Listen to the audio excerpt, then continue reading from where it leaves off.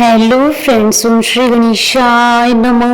ओम नमः शिवाय। आप सभी का स्वागत है आपके अपनी यूट्यूब चैनल पर। फ्रेंड्स, आज हम आपको इस वीडियो में बताने जा रहे हैं कार्तिक मास की कृष्ण पक्ष की कालाष्टमी का शुभ मुहूर्त, निशिता काल पूजन का समय, महत्व, कालाष्टमी की पौराणिक कथा और कालाष्टमी के दिन शत्रु बाधा से मुक्ति के लिए क्या चीजें दान करें। इन सब बातों की जानकारी हम आपको इस वीडियो में देने वाले हैं। फ्रेंड्स, वीडियो शुरू करने से पहले आपसे रिक्वेस्ट है, अगर आप हमारे चैनल पर नए हैं और आपने अभी तक चैनल को सब्सक्राइब नहीं किया है तो प्लीज सब्सक्राइब कीजिएगा चैनल को, साथ ही प्रेस कीजिएगा बेल आइकन को, जिससे नए वीडियो से रिलेटेड नोटिफिकेशन आपको तुरंत प्राप्त हो सके। और वीडियो पसंद आने पर वीडियो को लाइक और शेयर जरूर कीजिएगा ताकि सभी भक्तों को इस वीडियो का लाभ प्राप्त हो सके।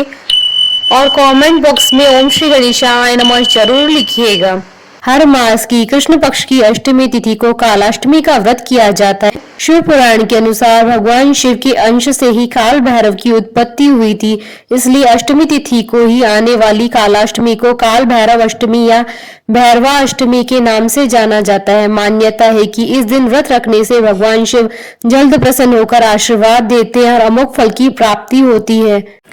मान्यता है कि कालाष्टमी के दिन भैरव बाबा पापियों को दंड देते हैं, इसलिए इसे भैरव बाबा की दंडा पानी भी कहा जाता है। काल भैरव की सवारी श्वान अर्थात कुत्ता है, इसलिए इस दिन कुत्ते को दूध पिलाना चाहिए, इससे भगवान प्रसन्न होते हैं। वर्तमान में भैरव की उपासना बटुक भैरव और काल भैरव के रूप में प्रचलित है, लेकिन तंत्र साधना में भैरव के 8 स्वरूपों के बारे में बताया गया है। ये रूप है भीषण भैरव, चंद्र भैरव, क्रोध भैरव, रुद्र भैरव, असितांग भैरव, संहार भैरव, कपाली भैरव, उन्मत्त भैरव। इस दिन काल भैरव की पूजा करने से जीवन की समस्त बाधाएं दूर हो जाती है और काल के भय भी खत्म हो जाते हैं। काल भैरव की पूजा अर्चना करने से नकारात्मक शक्तियां, शत्रु और सभी पापों से मुक्ति मिलती है, साथ ही मनोवांछित फल की प्राप्ति होती है। अगर कोई ग्रह अशुभ प्रभाव दे रहा है तो काल भैरव का व्रत करने से कुल ग्रहों का प्रभाव भी खत्म हो जाता है और शुभ फल देना शुरू कर देते हैं। इनकी पूजा पाठ से किसी भी प्रकार का जादू टोना खत्म हो जाता है, भूत प्रेत से मुक्ति मिलती है और भय आदि भी खत्म हो जाते हैं। मान्यता है कि काल भैरव को शनि का अधिपति देव बताया गया है और इनकी पूजा से शनि दोष, राहु केतु से प्राप्त हुई पीड़ा से भी मुक्ति मिलती है। पुराणों के अनुसार काल भैरव शक्ति पीठों के अंग रक्षक के रूप में सदा उनके साथ रहते हैं, इसलिए हर शक्ति पीठ के पास एक काल भैरव मंदिर जरूर पाया जाता है। काल भैरव को खिचड़ी, चावल, गुड़, तेल आदि का भोग लगाया जाता है। कालाष्टमी का यह व्रत रोग, दुख और शत्रु पीड़ा निवारण में सहायक होता है। इस दिन आप काल भैरव की प्रिय वस्तुओं का दान दे सकते हैं, जैसे नींबू, अकोन के फूल, काले तिल, धूप दान, सरसों का तेल, उड़द की दाल, पोहे आदि चीजें।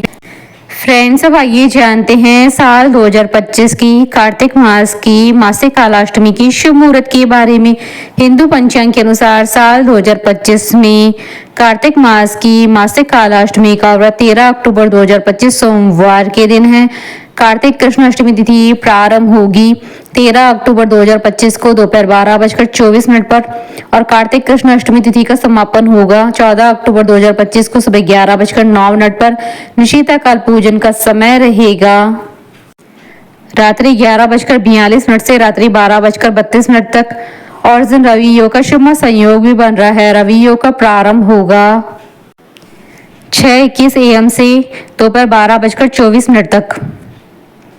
फ्रेंड्स, आप हमारे चैनल पर ज्वाइन बटन को दबाकर हमारे चैनल के मेंबर भी बन सकते हैं। हम हमारे चैनल के मेंबर्स के कमेंट्स को टॉप प्रायोरिटी पर रखकर उनका रिप्लाई करते हैं। फ्रेंड्स, अब आइए जानते हैं कालाष्टमी पर भगवान काल भैरव की पूजा करने की विधि के बारे में। कालाष्टमी के दिन ब्रह्म मुहूर्त में उठकर स्नान आदि नित्य कर्म से स्वच्छ होकर लकड़ी के पाटे पर भगवान शिव और माता पार्वती के साथ काल भैरव की मूर्तियां तस्वीर स्थापित करें। इसके बाद चारों तरफ गंगा जल का छिड़काव करें और सभी को फूलों की माला या फूल अर्पित करें। इसके साथ ही नारियल, इमरती, पान, गेरुआ आदि चीजें अर्पित करें। इसके बाद चौमुखी दीपक जलाएं और धूप दीप करें और कुमकुम या हल्दी से सभी को तिलक लगाएं। सभी की एक एक करके आरती उतारें। इसके बाद शिव चालीसा और भैरव चालीसा का पाठ करें। आप बटुक भैरव पंजर कवच का भी पाठ कर सकते हैं। इसके साथ ही भैरव मंत्रों का 108 बार जप करें। इसके बाद काल भैरव की उपासना करें। व्रत की पूर्ण हो जाने के बाद काले कुत्ते को मीठी रोटी या फिर कच्चा दूध पिलाएं और दिन के अंत में कुत्ते की पूजा करें। इसके बाद रात्रि के समय काल भैरव की सरसों के तेल, उड़द, दीपक, काले तिल आदि से पूजा अर्चना करें और रात्रि जागरण करें। फ्रेंड्स, अब आइए आरंभ करें कालाष्टमी की व्रत कथा।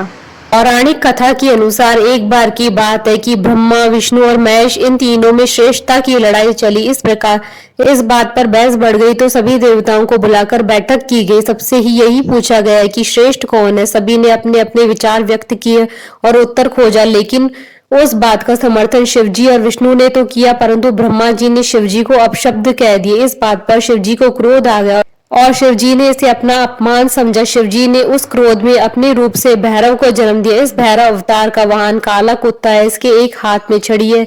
इस अवतार को महाकालेश्वर के नाम से भी जाना जाता है, इसलिए इन्हें दंडाधिपति कहा गया है। शिवजी के इस रूप को देखकर सभी देवता घबरा गए। भैरव ने क्रोध में ब्रह्मा जी के 5 मुखों में से एक मुख को काट दिया। तब से ब्रह्मा जी के पास 4 ही मुख हैं।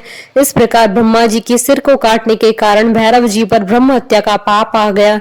ब्रह्मा जी ने भैरव बाबा से माफी मांगी, तब जाकर शिव जी अपने असली रूप में आए। भैरव बाबा को अपने पापों के कारण दंड मिला, इसलिए भैरव को कई दिनों तक भिखारी की तरह रहना पड़ा। इस प्रकार कई वर्षों के बाद वाराणसी में इनका दंड समाप्त होता है। इनका एक नाम दंडपाणी पड़ा था। बोलिए भैरव बाबा की जय। हमारे साथ इस वीडियो में अंत तक बने रहने के लिए आपका धन्यवाद। ओम श्री गणेशाय नमः। ओम नमः शिवाय।